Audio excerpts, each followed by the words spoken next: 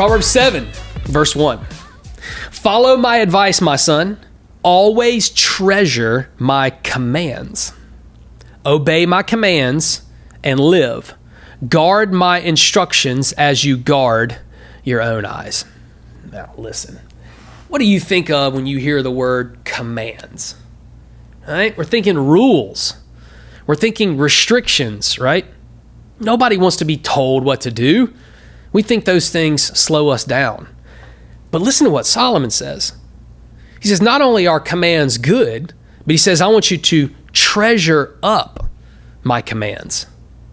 What would it take for you and I to see God's commands as positive, as helpful, as something that we would desire and go after and look for, almost like we were searching for a treasure?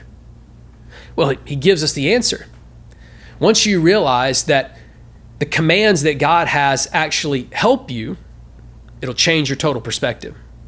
See, God's commands are like guardrails on the side of the road. It might be hard to believe this, but the guardrails that are on the side of the road actually let you and I go faster. It's safer. It's better for us. Think about this. When you're winding up a mountain road where the lanes are really thin and literally you just have a few feet of grass on the side of the road before there's a huge drop off, what does that make you do? It makes you drive slower. It makes you grip your wheel like 10 and 2, like you're taking the driver's test at 15 again. It's nerve-wracking. It slows everything down. Imagine driving across a bridge and you're 20 feet above water, but there are no concrete barriers on the outside. I mean, there's just a few feet between you and a 20-foot drop into the Yadkin River. That would guarantee you to slow down, to move more towards the center of the road, for it to take much longer for you to navigate life. And Solomon says it's the same thing.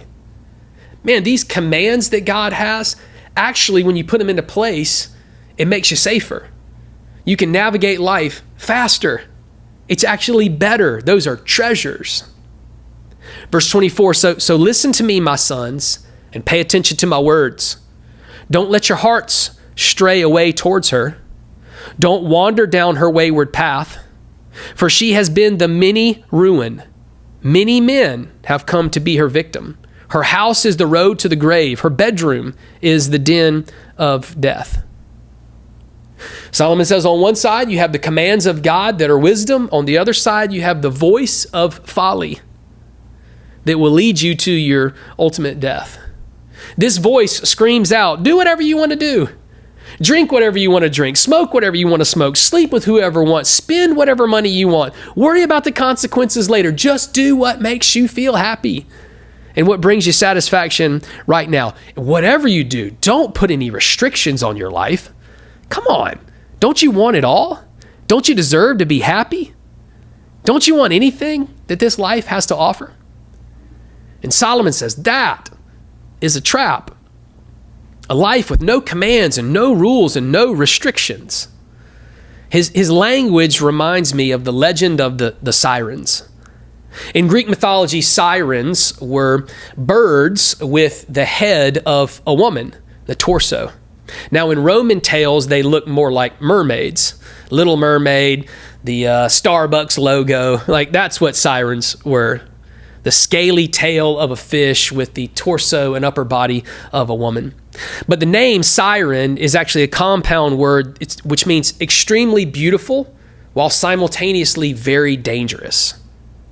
Here's the legend. The sirens would sing near the rocky coastlines as ships passed. Their song was so beautiful it would place sailors in a trance where one of two things would happen. Sailors would jump overboard into tumultuous waters trying to swim towards the beautiful figures and their beautiful voices. Some legends even say that the driver of the ship would turn the ship towards the rocky coastline to get to the voices sooner, shipwrecking and killing everyone on board. The siren song was designed to lull men to their death, thinking they were going towards something beautiful. That's the language that Solomon uses, what the voice of folly can do, seems beautiful, but incredibly dangerous. God's commands, on the other hand, provide helpful boundaries that keep us from getting lulled to sleep by the distractions of a wasted and harmful life. The moment that you realize that guardrails in your life are actually a good thing, that commands and staying within the realms of God's command and outline for our life will let us go faster, reach the destination safer, and remove worry and remorse and regret, that's when I believe you'll actually see guardrails as not as a hassle or a hindrance, but as a helper for your life, a treasure. And let's face it, you and I need all of the helpers that we can get to navigate all that we have going on in this life today. Commands are extremely helpful, very valuable, like a treasure to be pursued with reckless abandonment. Proverbs chapter 7.